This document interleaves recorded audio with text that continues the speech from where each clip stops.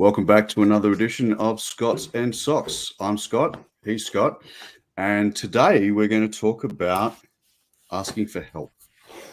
Yeah, I know, I'm getting that down, right? I'm pretty happy with it. Yeah, because it's totally the opposite anyway. 100%. Yeah, some people said I was intelligent, but I think I'm challenging that. Today we're going to talk about asking for help. So one of the things that I've noticed in my work in social services is the huge amount of people that need help and are not asking for it. This is explained away in the social sector as people being too ashamed and embarrassed to ask for help. I think there are a myriad of other reasons that people don't ask for help, some of which is that the help is incredibly difficult to attain and perhaps too hard for the effort. Some of it's based on that shame and fear, but I think the challenge for anyone trying to help vulnerable communities is that you have to change your way to make sure that you are accessible, you are available, and you are attainable for people that need the help. So without further ado, I'm going to throw to Scotty Carson. Hey, Scotty. Look, seriously, it's been an interesting week, right?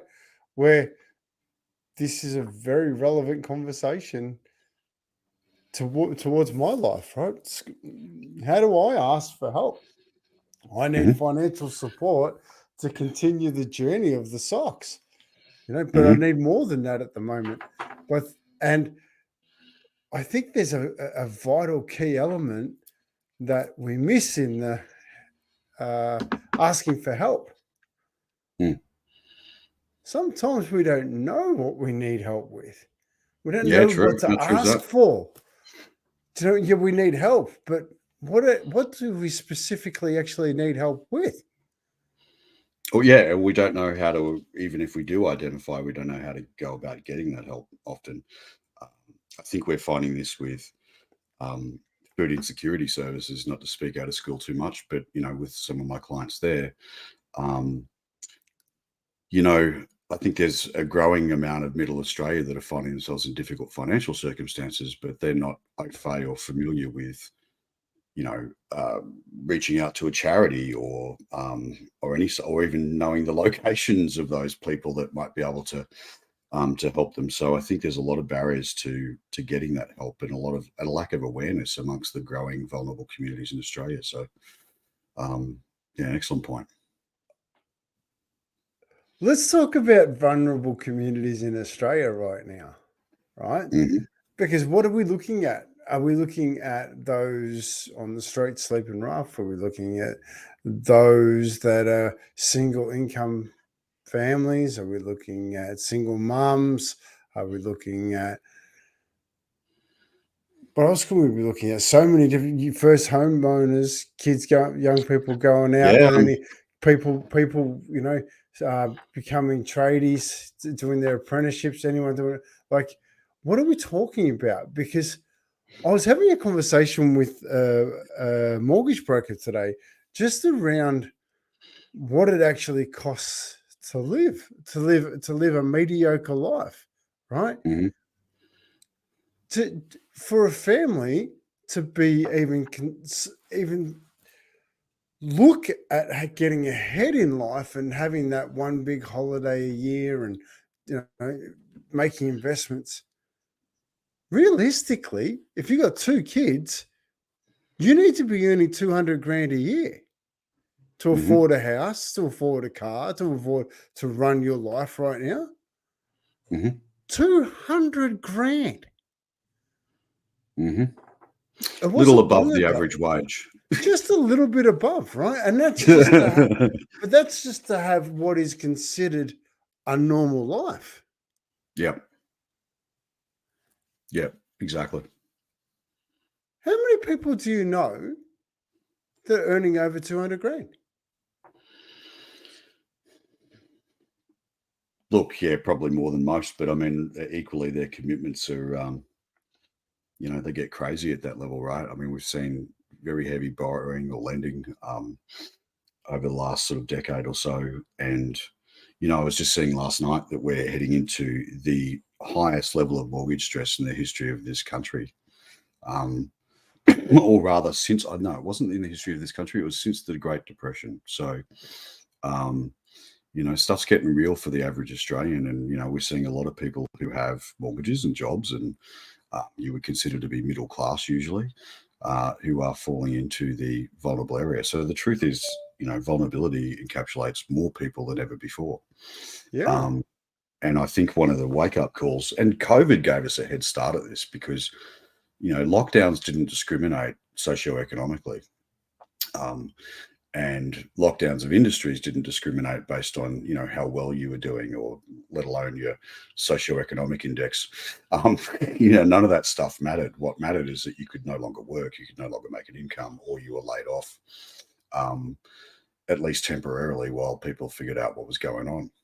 So, we've had a head start on understanding that vulnerability can happen anywhere, and we're starting to see that creep into economic layers of our communities that are usually untouched by such problems. So, Yeah. And but this oh, is the interesting part of this, right? It's how are we going to ask for help? Like I could sit here and I could dive down the rabbit warren of why this is happening. What is it we're doing to each other? Why is it? I cannot see any need for any of this to happen. I just can't. I cannot come up with a reasonable reason as to why this is happening. Right? yeah, and I think systemically, one of my concerns is that perhaps the worst breed of human at asking for help is the male. And I guess concerningly, most males, rightly or wrongly, have a view of their ability to provide, and the knock-on impact of that emotionally, economically, and so forth is not greater than women. That's not my point. It's just that men have a higher propensity not to ask for help and to clam up in their shells. So there's a lot of knock-on effects from this that really start to affect people at an individual level, psychological level, that's worthy of consideration. And yet the challenge is, as more and more people fall into vulnerability, yes, we need to ensure a spread, but we also need to recognize that historically, people who are sleeping rough, or perhaps at the bottom of that economic spectrum, look, they haven't been well served by community services over time either. The bureaucracy that they have to deal with, the things that that are getting in their way of having what might be defined as a normal life, those barriers are still in place. Yeah. And you see that every day on the street, right?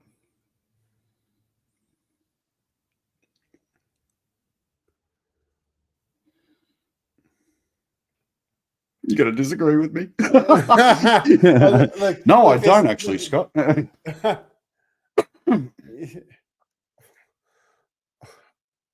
Maybe I just see people through rose-colored glasses, but like, as much as I see people's pain, I also see the gift that they are, right? And so I see things a little different. And is it more of a problem for men than women?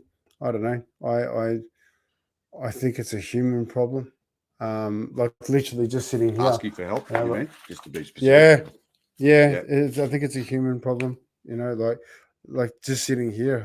The safe haven community. And we talked about it the other day. I think about the demographic that is at most at risk of homelessness is single women above 55. Oh, absolutely.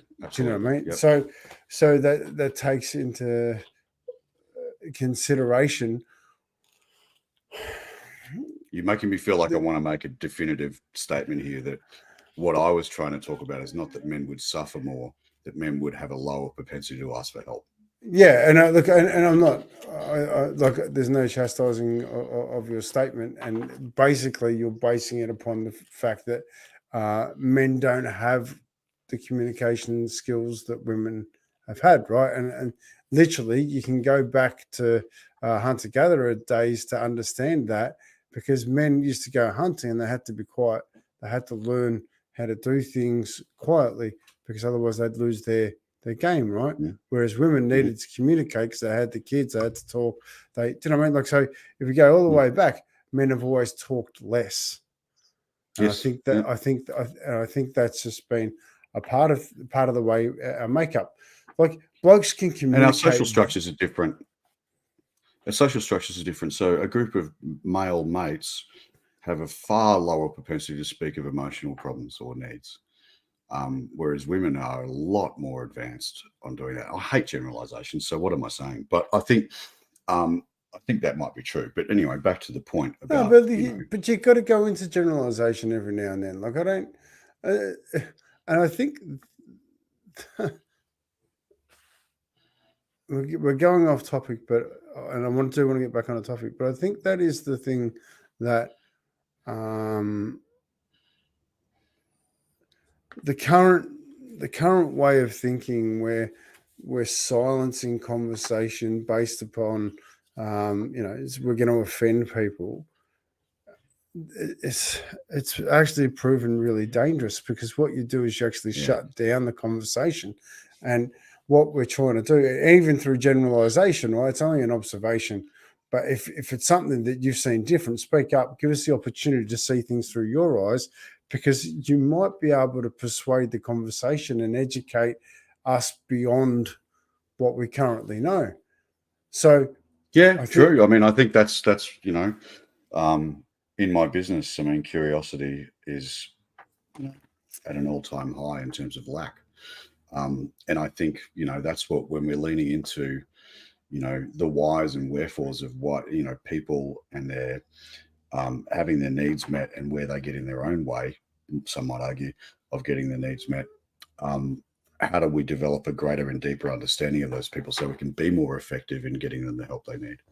So how do we do it? We create things like Smiles for Life dinners, where we get men together and we have big conversations. You were at the dinner last week, Scotty, and we talked about courage, right? And courage is extraordinary. Like, but then to sit there and have men share the times that they've had to be courageous, Mm-hmm. and like, I wasn't going here, but I'm going to go here. So one of the things that we looked at was what does courage mean? And I'm just trying to type it in quickly. The courage, strength in the face of pain or grief. He fought his illness with great courage. And discussing that as men, and then having men write down their courageous situation and then gift that to other people sitting at the table was just outstanding.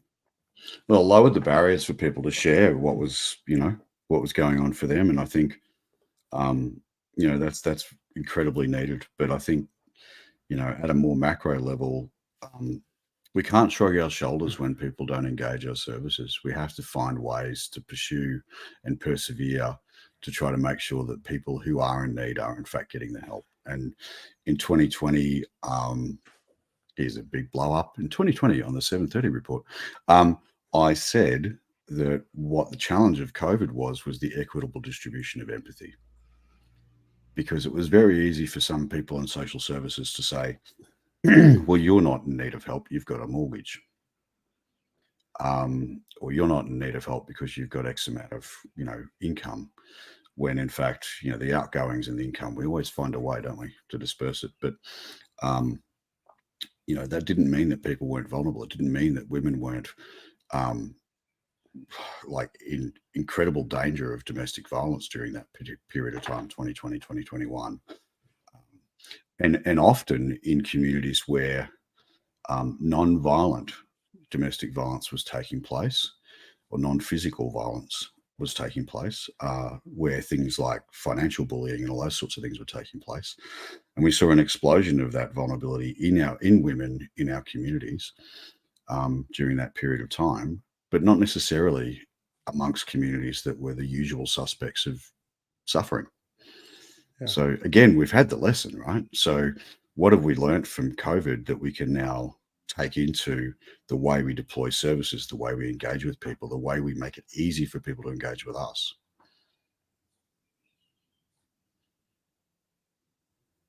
Yeah, and there's a lot, but the one thing that I've realized more than anything when we actually did the courage conversation, we talked Mhm. about the fact that the guys couldn't walk through the door, Yeah, that's right. you know, Yep. and old mate who only came in because I saw him out the front, right? Mhm. And then he booked 7 times to come, and he was going to walk past again, but it was only because I went outside and I saw him and had that conversation. Would he come inside? Exactly. So we've got to take the conversations outside our door. We've got to take the Mhm. courageous opportunity to have those outside our door, because we don't actually know how to ask for help at the minute. We don't. The world is so complex, and there's so many things that we need. But what do we really need? Where's our places that gift us the opportunity to unpack what we need? You know, like Well, yeah, go on. yeah. So like, um, the Bayside Community Kitchen in Frankston um, is doing something really, really unique. They're they're bringing external services together to work in an environment that's going to allow people the full support they need. Mhm. Yeah, and I think they're doing an amazing job, and I think it's something that they have the guys from Sharps Oh, yeah. Yep. pop in there. They've got Launch Housing work out of there. Outside the Spectrum are working out of there, which is an NDIS service funding provider. They're providing meals for people. They're providing the basics in the one place to create a bigger picture, you know. And Yeah. I think that vision is what we need to do a lot more of, the collaboration of, let's get food on the table, literally. Mhm. Mhm. And while the food's being Yeah. served, let's put people around it. The Smiles for Life dinners, Scotty, we put food on the table for men to have the conversations that we didn't know we needed to have, but we're working through them. You And know? now courageously, Scotty, you're doing them for women as well. So, and I only Oh say yeah, courageously because, you know, I certainly have, uh, less expectation for me to be able to connect with issues of women because I'm not one.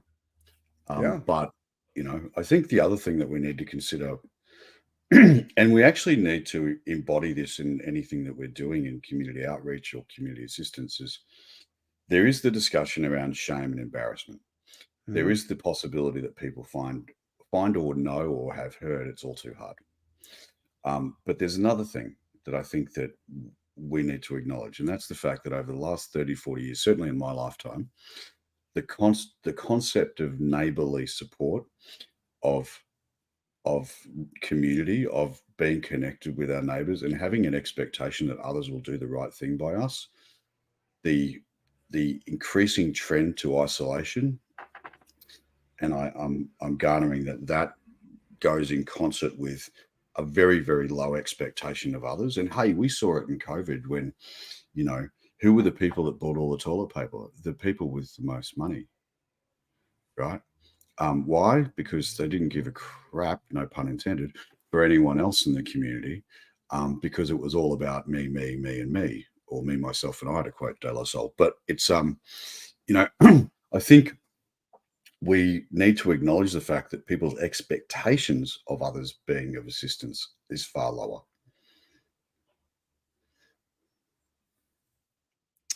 Ooh.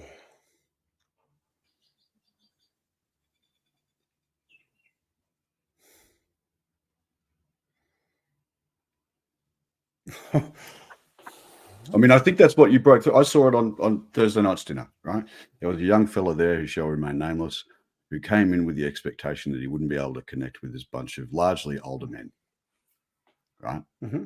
And he left with a very, very different impression. And that took that community of guys to show him that this was a place for him as well. And, you know, otherwise his belief system was that he was all on his own and he was suffering alone. I'm just Checkmate, Mr. Carson. No, well, this is like. So one of the things that is my strength is the fact that I can communicate with anybody. Mhm. I can have a conversation with anybody, but and this is going to be challenging to hear, but I'm okay with it, right? And it's not about it's not about anything other than getting a proper understanding, right? This, like the CEO sleep outs.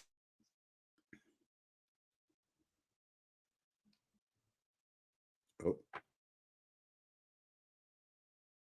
Scotty seems to have frozen. He's about to reference the CEO sleep outs. I can't wait for him to move house so we can get rid of this internet connection. I'm sorry, guys. Here he is. No, my internet. I swear to God. Anyway, yeah. I'm moving soon, so it'll be fine. So the CEO sleep out, right? Great idea. You're getting CEOs out there sleeping out, and just showing support. But they're not really getting the understanding of what it's like to be out on the streets. They're not. No. They're sleeping outdoors in a cardboard box in a safe environment, right? Supported by their mates, right? That's very different than sleeping in a stairwell, hoping that no one comes in. Yeah, right. With all your worldly possessions in front of you. Correct, right?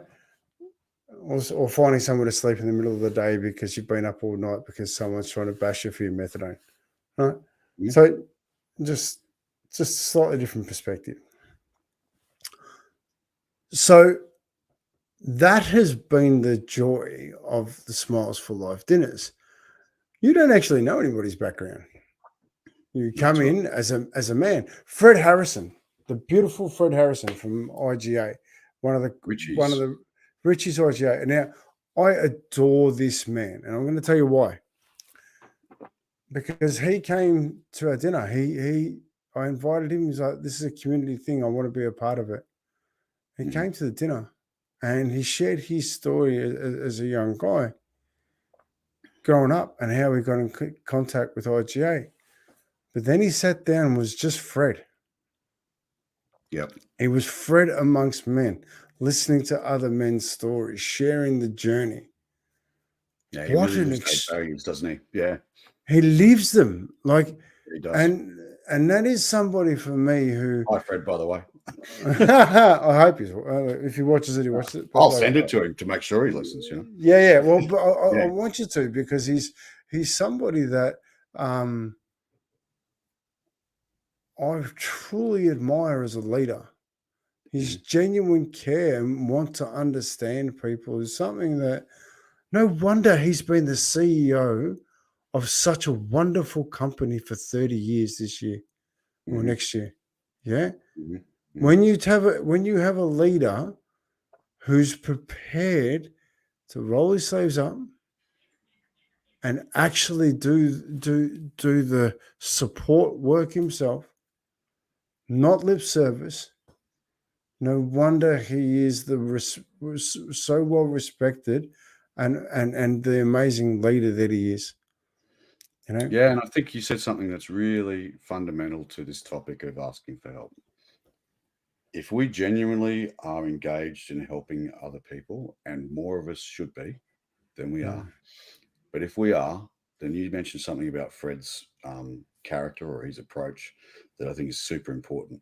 He seeks to understand. He's looking to understand or create an understanding. And that is the pivotal play of whether you can actively and valuably contribute to someone else's life.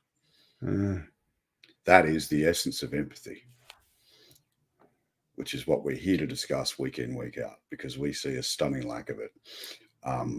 And that's what we're trying to address. So we don't have a lot of time, Scotty. We've got, and you've just frozen. I want to wrap up on there this. for a minute, you were so maybe I am. Yes. So I want to say something around this.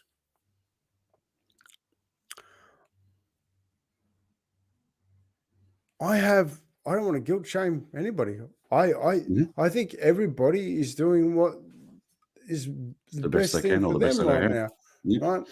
But what I want to challenge people on is how full is your heart, right? We're up here a lot. We're a lot of input coming in here. How full is your heart? I sit with men who have gone and lived life chasing the big dream and accumulated all this wonderful stuff. And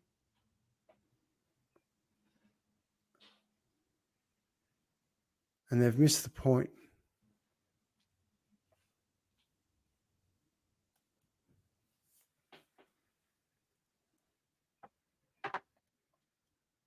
All I want to do is challenge you to say, there's more. Yeah, I think there's more.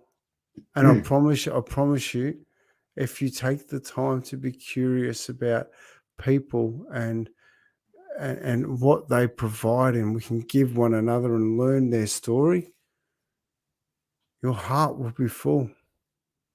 Your heart will genuinely. So therefore, you live a life of joy. You're living a life of joy. You get to gift that to others. It is the best gift you can give. It's the expression, the facial expression of joy, followed by curiosity to actually want to understand.